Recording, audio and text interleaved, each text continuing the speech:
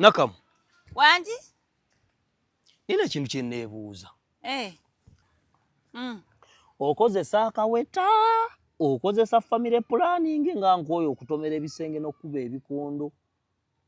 Kuzisira bakandi nakavaayo. Nyap.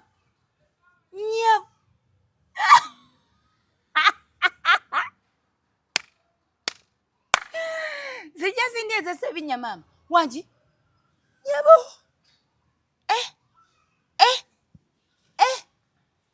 Mutukuvu.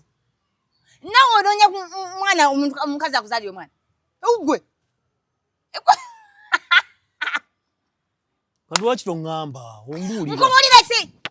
Nkomolire ki? Ngamba oto oba okozesa kana akawa no oba kano ke basonse ke.